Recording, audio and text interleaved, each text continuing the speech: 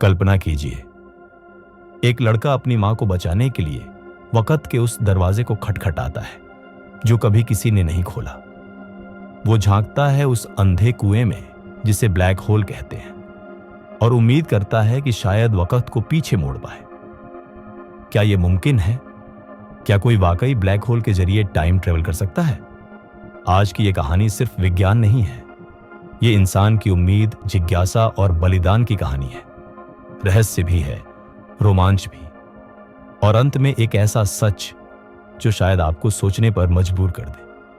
साल 1915 आइंस्टीन ने अपने सिद्धांत में एक ऐसी चीज की भविष्यवाणी की जो देखने में नामुमकिन थी। एक ऐसा स्थान जहां भौतिकी के सारे नियम फेल हो जाते हैं, जहां से प्रकाश तक वापस नहीं लौटता।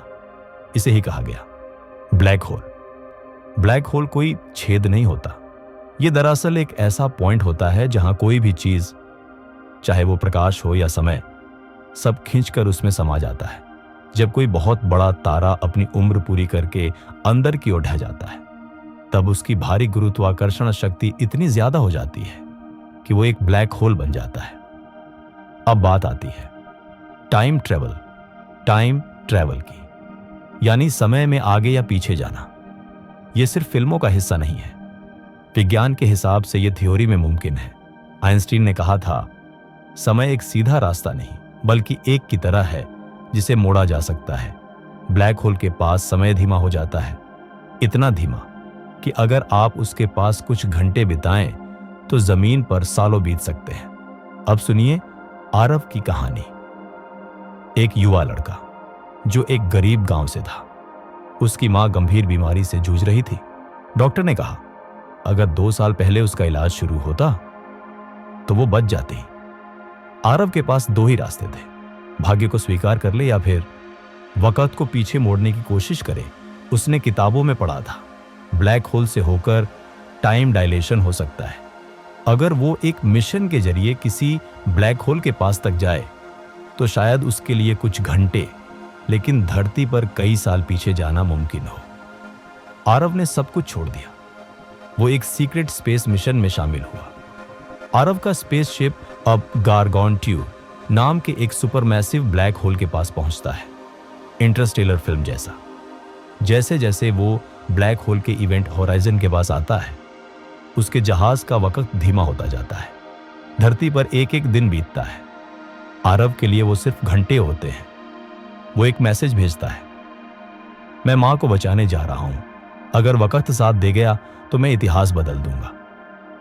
अब सवाल उठता है, क्या यह सब सच में मुमकिन है? विज्ञान कहता है ब्लैक होल के पास टाइम स्लो होता है, टाइम डायलेशन।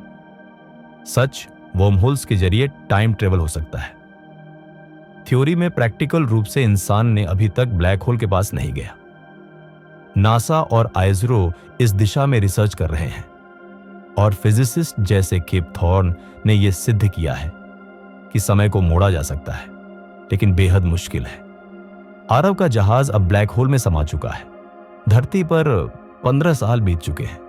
एक दिन एक सिग्नल आता है। मैं वहां था जहां वक्त और गुरुत्व मिलते हैं। मैंने उसे देखा, बचपन, मां की मुस्कान, सीप, सब कुछ। अगर मेरी कहानी कोई सुन रहा है तो याद रखो, वक्त से लड़ो नहीं, उसे समझो। हर सेकंड अनमोल है।